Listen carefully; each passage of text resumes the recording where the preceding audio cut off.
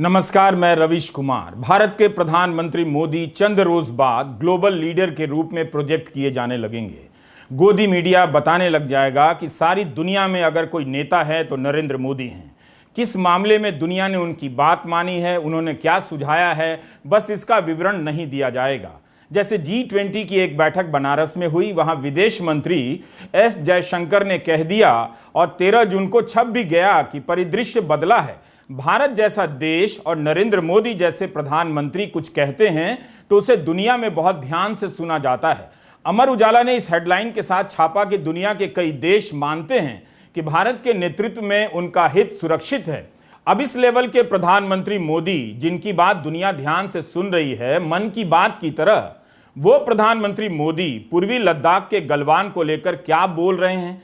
क्या आपने ध्यान से सुना कि दुनिया के नेताओं के बीच प्रधानमंत्री मोदी गलवान का नाम लेकर कुछ बोल रहे हों और दुनिया ध्यान से सुन रही हो? आज 15 जून है। आज ही के दिन 2020 के साल में गलवान घाटी में चीन ने आक्रमण किया। क्या भारत ने इसे आधिकारिक रूप से आक्रमण का नाम भी दिया है, घुसपैठ कहा है या क्या कहा है? हमारे 20 जवान और अफसर शहीद हुए। आज क्यों नहीं सरकार का कोई मंत्री इन शहीदों के घर गया, फोटो ट्वीट किया? हम आज के वीडियो में गलवान पर बात करेंगे। आप Ravish Kumar official YouTube channel join भी कीजिए और सब्सक्राइब भी, लेकिन वीडियो पूरा देखा कीजिए। 15 जून 2020 को पूर्वी लद्दाख की गलवान घाटी की घटना की आधिकारिक खबर आई थी और 3 जुलाई को प्रधानमंत्री लद्दाख गए। मीडिया ने उसे सरप्राइज विजिट बताया। तब तो आप होश में नहीं थे, लेकिन अब जाकर उनके उस समय के भाषण को सुन लीजिए। पूरा भाषण उन्होंने पराक्रम की स्कूली स्तर की व्याख्या और जवानों के प्रणाम से खत्म कर दिया। प्रणाम करने में बुराई नहीं है, लेकिन ऐसे वक्त में 10वीं क्लास के ललित निबंध की तरह भाषण देना भी सही नहीं। प्रधानमंत्री जवानों, उनकी माताओं को प्रणाम करने लग गए। प्रणाम की जगह इतनी बार चीन का नाम अगर ले लेते तो देश याद रखता कि प्रधानमंत्री ने कम से कम चीन का नाम लिया, उसकी बदमाशियों को दुनिया के सामने और देश के सामने उजागर किया। पूर्वी लद्दाख का भाषण भी राजनीतिक चतुराई से भरा हुआ था। चीन के अलावा सब था, चीन ही नहीं था। जब मैं दो माताओं का स्मरण करता हूं, पहली हम सभी की भारत माता और दूसरी वे वीर माताएं, वे वीर माताएं जिन्होंने आप जैसे पराक्रमी योद्धाओं को जन्म दिया है। मैं उन दो माताओं का स्मरण करता हूं। गलवान की घटना पर इस वीडियो को देखेंगे तो समझ जाएंगे कि क्यों प्रधानमंत्री टकराव के हालात में चुप हो जाते हैं और बोलते हैं तो मूल बात को छोड़ दाएं बाएं से अपनी साइकिल निकाल ले जाते हैं। उनके भाषणों में सारा जोर इस पर रहता है कि ट्रैफिक जाम की स्थिति में बस और कार के बीच से अपनी साइकिल कैसे निकाल लें। वही उन्होंने लद्दाख के दौरे पर किया। इस समय मणिपुर के हालात को लेकर उनकी चुप्पी पर सवाल उठ रहे हैं। गलवान की आधिकारिक खबर 16 जून 2020 को आई थी कि 15 जून को कुछ हुआ है, लेकिन उस आधिकारिक खबर ने और भी सवालों को पैदा कर दिया। बल्कि इसके 1 महीना पहले से पत्रकार अपनी जान जोखिम में डालकर गलवान के आसपास तनाव की बात लिखने लगे थे।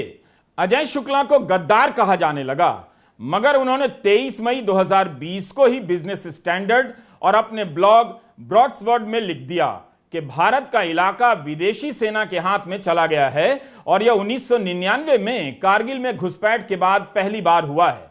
अजय शुक्ला ने तो यहां तक लिख दिया कि अप्रैल 2020 के तीसरे हफ्ते से 5000 चीनी सैनिक भारतीय क्षेत्र में घुस आए हैं। 26 मई 2020 को अजय शुक्ला ने लिखा कि चीन ने गलवान घाटी पर दावा कर दिया है। इसके बाद 30 मई, 1 जून, 3 जून, 5 जून 2020 को बिजनेस स्टैंडर्ड और अपने ब्लॉग पर वे लिखते रहे, मगर इस वक्त तक सरकार ने देश को कुछ नहीं बताया। सरकार के इनकार की खबरों के बीच अजय शुक्ला का बिजनेस स्टैंडर्ड और द वायर में लिखना जारी रहा। पहली बार 16 जून को सेना ने जब ट्वीट किया कि 3 जवान मारे गए हैं, तब भी अजय शुक्ला ने ट्वीट किया कि संख्या इससे ज्यादा है, 20 से अधिक है। इतनी सटीक जानकारी के साथ अजय शुक्ला लिख रहे थे। आज से 20 साल बाद आप सोचिए, क्या किसी गोदी एंकर या पत्रकार को इस तरह से याद कर पाएंगे? उन्होंने पत्रकारिता को गोबर में मिला दिया है मोदी मोदी करने के चक्कर में। इसलिए आप जब भी पत्रकारिता की बात करेंगे तो आपको अजय शुक्ला के जैसों का ही उदाहरण खोजना पड़ेगा। मई के महीने में गलवान घाटी को लेकर बोलने वाले कुछ और पत्रकार थे। उनके लिए आसान नहीं था, कोई गद्दार कह रहा था, कोई कुछ और, जबकि वे अपने पेशे और देश के प्रति सच्ची वफादारी निभा रहे थे। बता रहे थे कि चीन घुस आया है, ये छिपाने और इससे छुपने की खबर नहीं है। इन्हीं में से एक हैं सुशांत सिंह, जो आज भी गलवान के 3 साल होने पर बेधड़क ट्वीट करते रहे और याद दिलाते रहे। जो लद्दाख में भारत और चीन के बीच में जो समस्या हुई बॉर्डर पर, वो पहली बार लोगों को जानकारी हुई उसको मई 2020 की शुरुआत में। और जब ये खबरें बाहर आनी शुरू हुई कि लद्दाख में, चाहे वो गलवान में हो, चाहे वो पैंगोंग त्सो लेक के ऊपर हो, भारत और चीनी सैनिक आपस में लड़ रहे हैं, एक दूसरे की मार पिटाई कर रहे हैं, लोग घायल हो रहे हैं, तो काफ़ी लोगों ने ये कहने की कोशिश की, काफ़ी पत्रकारों ने, काफ़ी कमेंटेटर्स ने, काफ़ी जो सरकार के साथ लोग हैं, उन्होंने ये कहने की कोशिश की कि या तो ऐसा कुछ हुआ ही नहीं है, या अगर हुआ भी है तो वो बहुत ही मामूली बात है, इस पर ध्यान नहीं दिया जाना चाहिए। जब मेरे जैसे कुछ पत्रकारों ने और कुछ और लोगों ने इस पर रिपोर्टिंग की कोशिश की, तो लोगों ने कहा कि ये सब रिपोर्ट्स गलत हैं और चीन ने भारत की किसी भी जमीन पर कब्जा नहीं किया हुआ है। ये बात फाइनली सामने आई जून में, जबकि 20 भारतीय सैनिक मारे गए गलवान में। उसके बाद इस बात को छुपाना सरकार के लिए बिल्कुल नामुमकिन था, बहुत ही मुश्किल था। पर उससे पहले जो हुआ, जो कुछ पत्रकार सच्ची बात बोल रहे थे, चाहे वो अजय शुक्ला हों, चाहे वो सुहासिनी हैदर हों, चाहे वो जनरल पनाग हों अपने कॉलम्स में, उन पर बहुत बुरी तरह से हमले किए गए सरकार के समर्थकों के द्वारा। 2020 का पूरा मई गुजर गया, कहते कहते कि अप्रैल से ही चीन की सेना घुस आई है। सरकार ने यह बात देश से क्यों छुपाई, और छुपाई तो क्या कर लिया? क्या सरकार केवल इसी रणनीति पर काम कर रही थी कि खबर देश की जनता तक ना पहुंचे? अगर वो चुपचाप पर्दे के पीछे रहकर चीन को रोकने में लगी थी तो क्यों नहीं उसे वहां से पीछे धकेल पाई? राहुल गांधी ने तो 29 मई 2020 को ट्वीट किया था कि सरकार चुप है, इसलिए अटकलें बढ़ रही हैं, सरकार को वस्तु स्थिति के बारे में बताना चाहिए। राहुल पर बीजेपी ने हमला शुरू कर दिया। उस हमले का अंदाज बीजेपी के प्रचार के अनुरूप ही था कि राहुल तो पप्पू हैं, उन्हें क्या पता।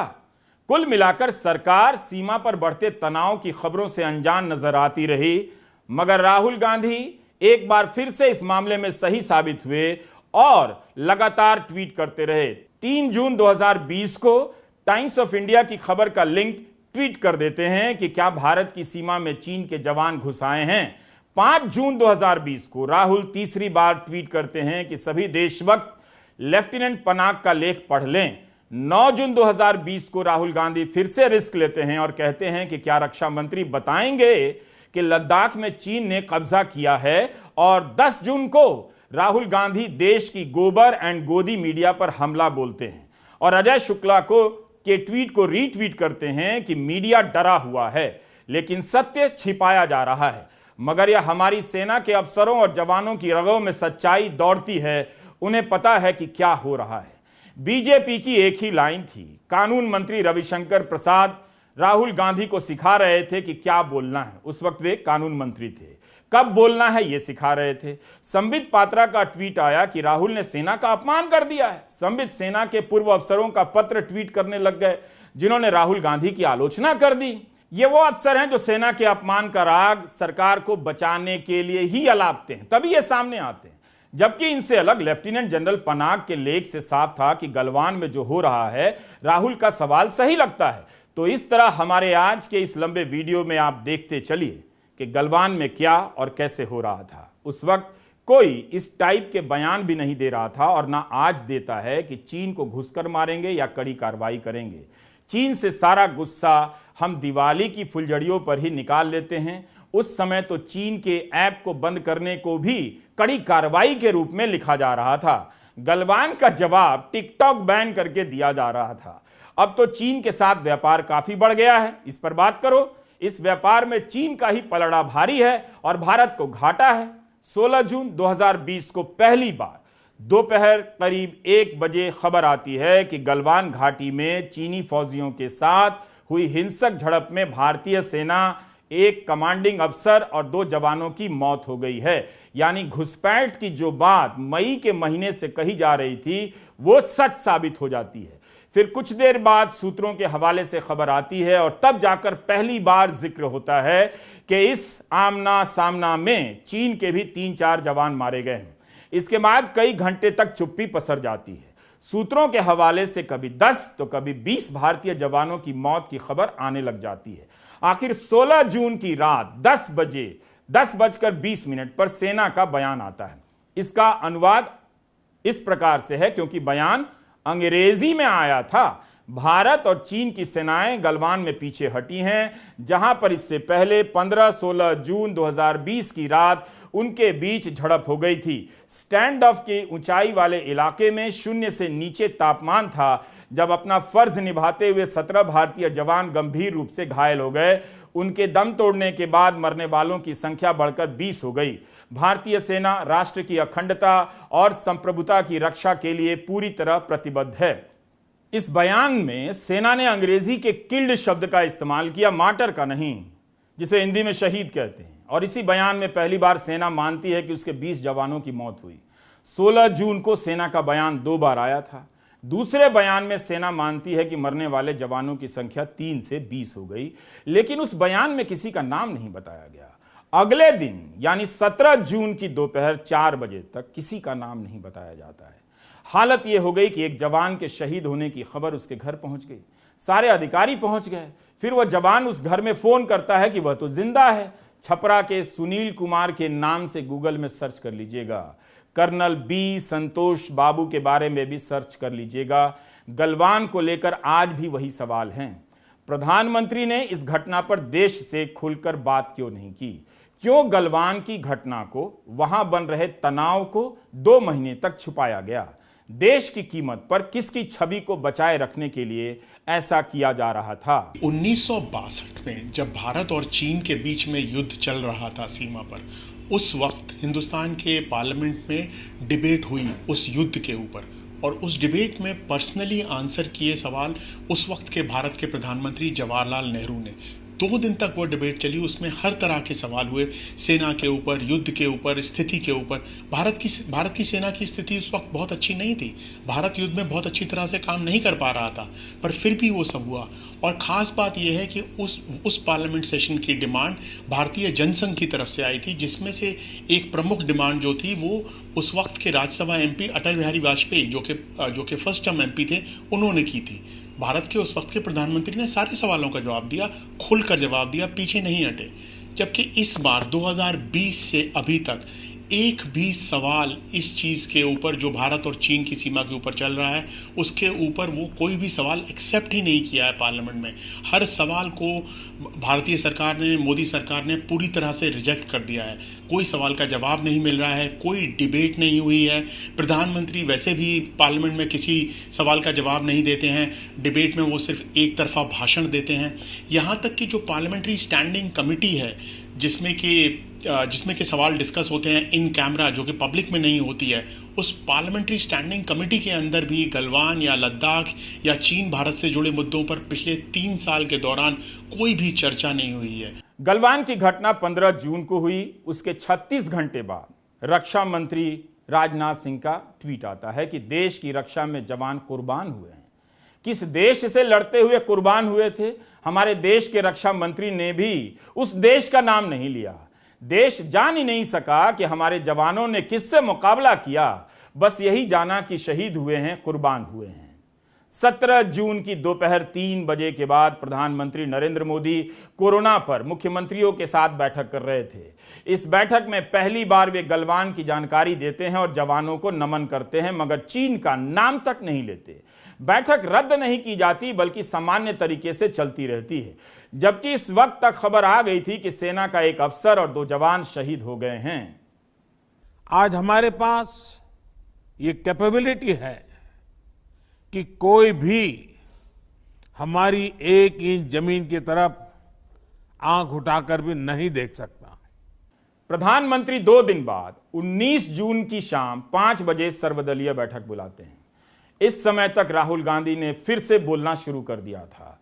इस चुप्पी के खिलाफ राहुल सवाल करने लगे थे कि सरकार का मंत्री या प्रधानमंत्री कोई कुछ क्यों नहीं बोल रहे हैं। राहुल गांधी ने तो यह भी कह दिया कि पूरा देश, हम सब आपके साथ खड़े हैं, आप बाहर आकर बोलिए, सच्चाई बताइए, डरिए मत। राहुल के इस बयान पर रविशंकर प्रसाद लेक्चर देने आ गए कि उन्हें बोलने की समझ होनी चाहिए कि कब और क्या बोलना है। आप कहां? 2 दिन पहले हिंदुस्तान के 20 सैनिक शहीद हुए, उनको उनके परिवारों से छीना गया। चाइना ने हिंदुस्तान की जमीन छीनी है, हमारी जमीन हड़पी है।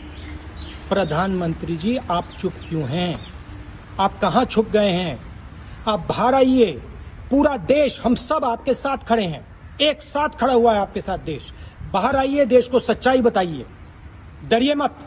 क्या आज बीजेपी ने इस घटना पर, हमारे जवानों की बहादुरी पर कोई प्रेस कॉन्फ्रेंस की? किसी मंत्री ने ट्वीट किया? बताइए। एक मंत्री का बयान है, आप सुन लेंगे और इसे याद रखेंगे तो सारे सवालों के जवाब मिल जाएंगे कि क्यों 2 महीने तक सरकार और गोदी मीडिया चुप हो गया था। इसी साल यानी 21 फरवरी 2023 को ANI की स्मिता प्रकाश से विदेश मंत्री S जयशंकर ने कहा कि चीन बड़ी अर्थव्यवस्था है, मुझे क्या करना चाहिए? एक छोटी अर्थव्यवस्था के रूप में क्या मैं बड़ी अर्थव्यवस्था से युद्ध मोल ले लूं? यह प्रतिक्रिया या जवाब का सवाल नहीं है, यह तो कॉमन सेंस का सवाल है। वाह विदेश मंत्री जी, जब विदेश मंत्री की यही सोच है तो फिर क्या पूछना कि सरकार चुप क्यों है। कोई भी खुददार देश अपनी कमजोरी को इस तरह से स्वीकार नहीं करता है। जयशंकर का यह बयान काफी था कि प्रधानमंत्री इसी बात पर उनका इस्तीफा ले लेते और कैबिनेट से बाहर कर देते। विपक्ष को भी बोलने का मौका मिल गया कि जयशंकर ने भारतीय सेना का अपमान किया है और प्रधानमंत्री मोदी की 56 इंच वाली मर्दाना पॉलिटिक्स का भी सत्यानाश कर दिया है। जब भी जयशंकर इस तरह पूजे जाते हैं जैसे भारत को बहुत भाग्य से ऐसा विदेश मंत्री मिला है, आप छोटी अर्थव्यवस्था बनाम बड़ी अर्थव्यवस्था वाले उनके इस बयान को अपने सामने रख लीजिएगा। जयशंकर ने वैसे चीन की विस्तारवादी नीतियों को लेकर बयान दिए हैं, यह कहना पड़ेगा, मगर वो काफी नहीं है। 2020 के साल में चीन गलवान की घाटी पर दावा करने लगा था, भारतीय सेना पर आरोप लगाने लगा था। मुमकिन है चीन ने भारत को धोखा दिया हो, लेकिन मोदी सरकार ने उस धोखे को कभी खुलकर आक्रामक तरीके से जनता के बीच नहीं रखा, बल्कि 15 जून 2020 को गलवान घाटी में झड़प होती है, उसके पहले 10 जून तक भारत का विदेश मंत्रालय कहता रहा कि चीन से बातचीत हो रही है, सकारात्मक माहौल में बातचीत हुई है, दोनों पक्ष तनाव को हल्का करने के लिए कदम उठा रहे हैं। इसके 6 दिन के भीतर तनाव और झड़प की खबर आ गई। बहुत सारी बातें हम एक वीडियो में नहीं बता सकते हैं, लेकिन अगर आपको चीन के बरक्स मोदी सरकार को समझना हो तो इस घटना से जुड़ी खबरों को निकालकर पढ़ लीजिए। कम से कम टेलीग्राफ में 13 जून 2020 को छपी संकर्षण ठाकुर की यह खबर पढ़ लीजिए। ध्यान रखिएगा, 15 जून से पहले की यह खबरें हैं।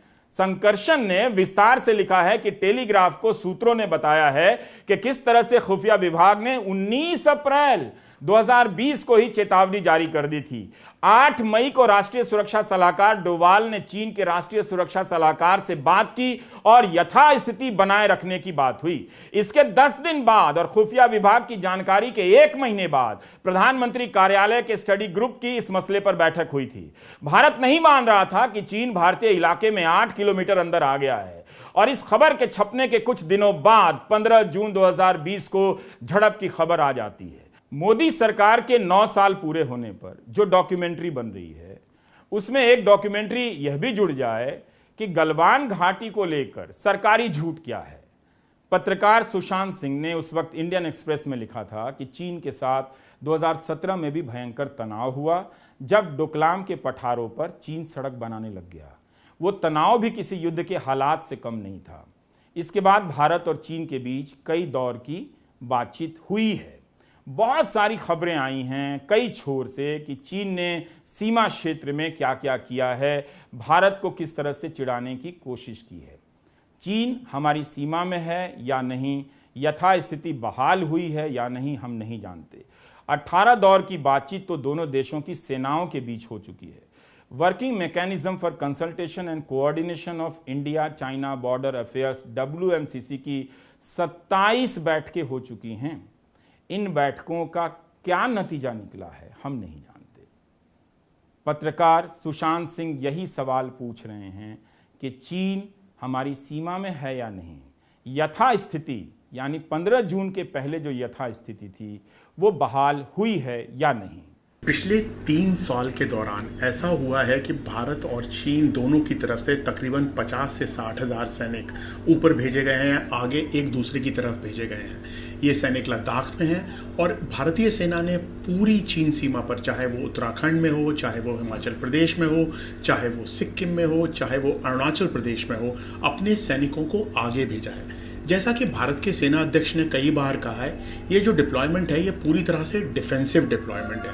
इस डिप्लॉयमेंट का अर्थ ये है कि भारत नहीं चाहता कि चीन आकर और हमारी जमीन पर कब्जा करे या उसको रोके।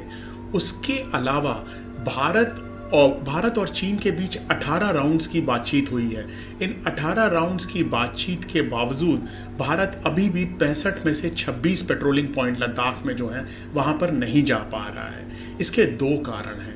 एक तो डेप्सांग और डेमचौक, इन 2 जगह पर कोई भी डिसएंगेजमेंट नहीं हुई है। चीन की फौज आगे आ गई थी और उन्होंने आगे आने के बाद भारतीय सेना की पेट्रोल्स को पूरी तरह से ब्लॉक किया हुआ है। इन पेट्रोल्स को ब्लॉक करने की वजह से भारत डेप्सांग और डेमचौक में नहीं जा पा रहा है। चीन ने इस मुद्दे पर ढंग से बात करने से भी मना कर दिया है और जो दोनों तरफ के सैनिक हैं वो एक दूसरे के सामने डटे हुए हैं। कुछ और जगह पर जैसे गलवान है, जैसे पेंगोंग सो लेक है, जैसे कैलाश रेंज है, जैसे PP-15 है, गोगरा हॉट स्प्रिंग है, इन जगह पर डिसएंगेजमेंट हुआ है। आज कुछ भाजपा नेताओं की तरफ से भी गलवान के सिपाहियों के लिए श्रद्धांजलि के संदेश आए हैं। रक्षा मंत्री राजनाथ सिंह ने ट्वीट किया है कि गलवान वादी में बलिदान देने वाले बहादुर सिपाहियों को हम श्रद्धांजलि अर्पित करते हैं। उनका साहस, बहादुरी और बलिदान आने वाली पीढ़ियों को प्रेरित करेगा। प्रधानमंत्री मोदी, गृहमंत्री अमित शाह, बीजेपी अध्यक्ष JP नड्डा और बीजेपी नेता रविशंकर प्रसाद के ट्विटर हैंडल पर कोई ट्वीट नहीं मिला। यूक्रेन युद्ध से जो छात्र बचाकर लाए गए, उनकी पढ़ाई, डिग्री की केंद्र सरकार ने कितनी चिंता की आप जानते हैं। उनके माँ बाप को रामलीला मैदान में आकर प्रदर्शन करना पड़ा।